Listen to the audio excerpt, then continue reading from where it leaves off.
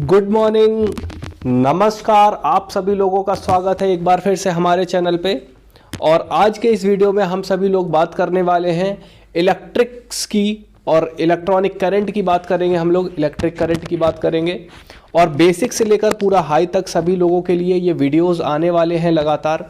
तो आज जब हम लोग बात करने वाले हैं इस इलेक्ट्रिक करंट के बारे में, तो जो लोग 10th की बोर्ड की परीक्षा, सीबीएसई की, 12th की या किसी भी स्टेट बोर्ड की परीक्षा देने वाले हैं, उनके लिए ये वीडियो बहुत ही इंपॉर्टेंट होने वाला है। इसके अलावा आने वाले वीडियोस में हम लेकर आएंगे और भी बहुत ही बेहतरीन कॉन्सेप्ट्स के वीडियोस, जो कि और भी बहुत सारे कॉम्पिटिटिव एग्जाम्स के लोगों के लिए बहुत ही ज़्यादा इंपॉर्टेंट और एसेंशियल रहेंगे। तो आई होप कि आप लोगों को ये वीडियो जल्दी से पसंद आ रहा होगा। तो शेयर कर दीजिए इस वीडियो को, लाइक भी कर दीजिए और सही में अपने साथियों को साथ भेज दीजिए ताकि वो भी जुड़ करके इस वीडियो को देख सकें और अपना कुछ ना कुछ फ़ायदा इसमें से उठा सकें। तो चलिए शुरू करते हैं, इलेक्ट्रिक करंट के बारे में जानना शुरू करते हैं कि क्या होता है इलेक्ट्रिक करंट। तो बेसिकली हम लोग जानते हैं कि जो पदार्थ होते हैं, जो मैटर होते हैं, वो 3 प्रकार के होते हैं: कंडक्टर, सेमीकंडक्टर और इंसुलेटर। जो पदार्थ होता है वो 3 प्रकार का होता है: कंडक्टर, सेमीकंडक्टर और इंसुलेटर। तो सेमीकंडक्टर, कंडक्टर और इंसुलेटर, इन तीनों चीज़ों में क्या चीज़ है जो सबसे ज़्यादा इंपॉर्टेंट होती है इलेक्ट्रिक करंट के पॉइंट ऑफ व्यू से? तो इलेक्ट्रिक करंट के पॉइंट ऑफ व्यू से जो सबसे ज़्यादा इंपॉर्टेंट चीज़ होती है वो होती है इलेक्ट्रॉन। क्योंकि कंडक्टर्स में फ्री इलेक्ट्रॉन सबसे ज़्यादा मात्रा में पाए जाते हैं, फिर इससे कम मात्रा में सेमीकंडक्टर में, और इंसुलेटर्स में बहुत कम पाए जाते हैं। अगर हम लोग इसको थोड़ा सा फिगर के रूप में अगर देखें तो कंडक्टर और ये यहाँ पे हो जाएगा सेमीकंडक्टर और यहाँ पे ये हो गया इंसुलेटर। तो अगर बात की जाए कंडक्टर की, तो यहाँ पे अगर इलेक्ट्रॉन का जो पूरा का पूरा डेंसिटी है वो इस तरीके का अगर होगा, तो वहीं पे सेमीकंडक्टर में कुछ इस तरीके की डेंसिटी हम लोगों को दिखाई देगी और इंसुलेटर में इस तरीके की। ठीक है, इस तरीके के फिगर को आप लोग देख पा रहे होंगे कि इस तरीके से कंडक्टर, सेमीकंडक्टर और इंसुलेटर, इनमें से इस तरीके से इलेक्ट्रॉन्स का हम लोगों को डेंसिटी देखने को मिलता है। चलिए, अब दूसरी बात जो हम लोग जानते हैं कि कोई भी मैटर का अगर हम लोग छोटे से छोटा अगर हम लोग हिस्सा करते चले जाएंगे तो वो एटम बन जाएगा। और एटम भी न्यूक्लियोनों से मिलकर बना होता है। 35 या 36 अलग अलग न्यूक्लियोनों से मिलकर बना होता है। लेकिन उसमें से जो मेजर 3 पार्ट्स होते हैं किसी भी एटम के, वो होते हैं इलेक्ट्रॉन, प्रोटॉन और न्यूट्रॉन। जिसमें से इलेक्ट्रिसिटी, चूंकि न्यूट्रॉन इलेक्ट्रिकली न्यूट्रल होता है, तो इलेक्ट्रिकली न्यूट्रल होने की वजह से जो इलेक्ट्रिसिटी के चलने की जो भी दिशा तय करते हैं वो 2 चीजें तय करते हैं, या तो इलेक्ट्रॉन तय करता है या प्रोटॉन तय करता है। जहां पे इलेक्ट्रॉन वो इलेक्ट्रिकली नेगेटिव होता है, नेगेटिव, और वहीं पे प्रोटॉन इलेक्ट्रिकली पॉजिटिव होता है। तो इलेक्ट्रॉन इलेक्ट्रिकली नेगेटिव और प्रोटॉन इलेक्ट्रिकली पॉजिटिव होता है। अब अगर इनके ऊपर हम लोग चार्ज की बात करें तो इलेक्ट्रॉन पे जहां 1.6 इंटू 10⁻⁻19 कूलॉम का चार्ज होता है, सेम उसी तरीके से प्रोटॉन पे भी 1.6 इंटू 10⁻⁻19 कूलॉम का चार्ज होता है। लेकिन चूंकि इलेक्ट्रॉन एक नेगेटिव चार्ज है इसलिए इसके ऊपर साइन नेगेटिव का, और प्रोटॉन पॉजिटिव चार्ज है इसलिए इसके ऊपर साइन पॉजिटिव का होता है। अब इस चीज से एक चीज और डेराइव होती है, और वो ये कि चूंकि अगर कोई भी एटम अगर इलेक्ट्रिकली न्यूट्रल है और उसमें इलेक्ट्रॉन, प्रोटॉन और न्यूट्रॉन हैं, तो हम लोग ये बात जानते हैं कि जितना भी नेगेटिव साइन होगा उतना ही पॉजिटिव साइन होगा। इसी वजह से क्या होता है कि इलेक्ट्रिकली वो एटम न्यूट्रल है। तो इसलिए कह सकते हैं कि इक्वल नंबर ऑफ इलेक्ट्रॉन होते हैं प्रोटॉन के बराबर किसी भी एटम में, तब वो इलेक्ट्रिकली न्यूट्रल होता है। ठीक है, आई होप कि इतनी बात आप लोगों को समझ में आ रही होगी। चलिए, अब इसी बात पर हम लोग आगे चलते हैं। इलेक्ट्रिक करंट के बारे में, इलेक्ट्रिक चार्ज के बारे में हम लोग जान गए कि इलेक्ट्रॉन पे जो चार्ज होता है वो होता है 1.6 इंटू 10⁻⁻19 कूलॉम का।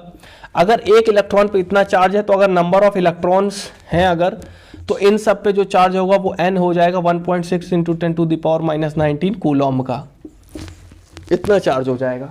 ठीक है, ये है नंबर ऑफ इलेक्ट्रॉन्स के ऊपर चार्ज। चलिए अब हम लोग इसी के बाद बात करेंगे इलेक्ट्रिक करंट की।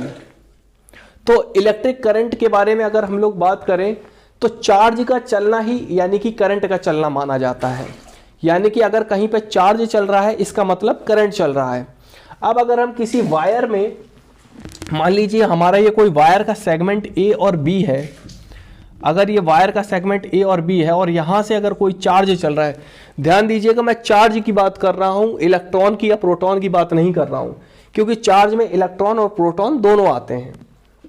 तो अगर कहीं से भी चार्ज चलता है यानी कि इलेक्ट्रॉन चलता है या प्रोटॉन चलता है, अभी मैं बात करूंगा इसके बारे में भी कि इलेक्ट्रॉन बेसिकली चलता है कि प्रोटॉन चलता है या दोनों चलते हैं और किस डायरेक्शन में चलते हैं वो भी बताएंगे। लेकिन अभी चूंकि इलेक्ट्रिक करंट की बात हो रही है तो थोड़ा सा इसके बारे में जान लेते हैं कि अगर कोई वायर ए बी सेगमेंट है और इनके अक्रॉस हमने कोई पोटेंशियल डिफरेंस लगा दिया किसी बैटरी से, ठीक है, अगर पोटेंशियल डिफरेंस लगा दिया तो किसी ना किसी डायरेक्शन में एक हमें करंट चलता हुआ प्राप्त होगा। मान लीजिए कि ये बैटरी पॉजिटिव और माइनस नेगेटिव इस तरीके की है, तो हमें मालूम है कि अगर ये वायर है तो इसमें फ्री इलेक्ट्रॉन होंगे क्योंकि ये कंडक्टर है, और फ्री इलेक्ट्रॉन होंगे तो फ्री इलेक्ट्रॉन हमेशा किधर की तरफ, इलेक्ट्रॉन का चार्ज नेगेटिव होता है तो वो हमेशा पॉजिटिव की तरफ जाने का प्रयास करेगा, मतलब इस डायरेक्शन में जाने का प्रयास करेगा। सेम उसी तरीके से जो प्रोटॉन होंगे इसमें वो पॉजिटिव चार्ज होंगे तो वो इस तरफ से जाने का प्रयास करेंगे। तो इस तरीके से चूंकि इस तरीके से हम एक चीज कह सकते हैं कि इलेक्ट्रॉन जो है वो करंट के अपोजिट डायरेक्शन में बहते हैं और प्रोटॉन जो है वो करंट के साथ वाली डायरेक्शन में बहते हैं। या ये हम कह सकते हैं कि जो करंट है वो हायर पोटेंशियल से लोअर पोटेंशियल की तरफ बहता है, यानी कि करंट की डायरेक्शन जो है वो हायर पोटेंशियल से लोअर पोटेंशियल की तरफ होती है, higher potential to lower potential. ठीक है, इतनी बात समझ में आती है। इसके बाद हम लोग बात करेंगे कि इलेक्ट्रॉन्स के डायरेक्शन की। तो इलेक्ट्रॉन का डायरेक्शन अपोजिट होता है, यानी कि करंट के डायरेक्शन के हमेशा अपोजिट होता है।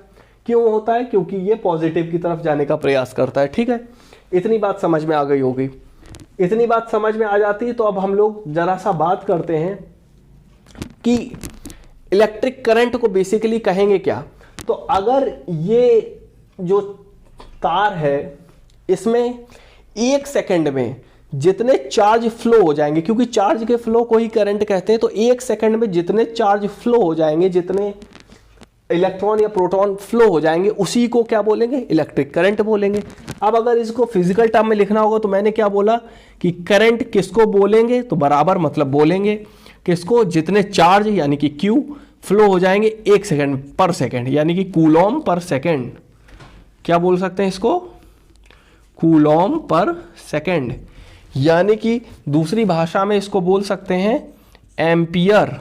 तो इसकी यूनिट हो जाती है कूलॉम पर सेकंड या एम्पियर, और इसका ये फॉर्मूला निकल के आता है I = Q/T। और इसी तरीके से हम लोग चार्ज को लिख सकते हैं Q = I × T। और अगर यहाँ पे नंबर ऑफ चार्ज अगर n है, यानी कि नंबर ऑफ इलेक्ट्रॉन n निकले, यानी कि टोटल नंबर ऑफ चार्ज क्या होता है? Number of electrons. यही तो अभी हम लोगों ने देखा था। तो अगर यहाँ पे इसको डाल दें तो आ जाएगा I × T। अगर हम यहाँ पर इलेक्ट्रॉन्स की बात करें तो अगर नंबर की बात करें इलेक्ट्रॉन्स के तो IT/E, ये फॉर्मूला निकल के आ जाता है। और इसी फार्मूले की सहायता से अगर हम चाहें तो यहाँ से नंबर ऑफ इलेक्ट्रॉन्स निकाल सकते हैं एक सेकंड में।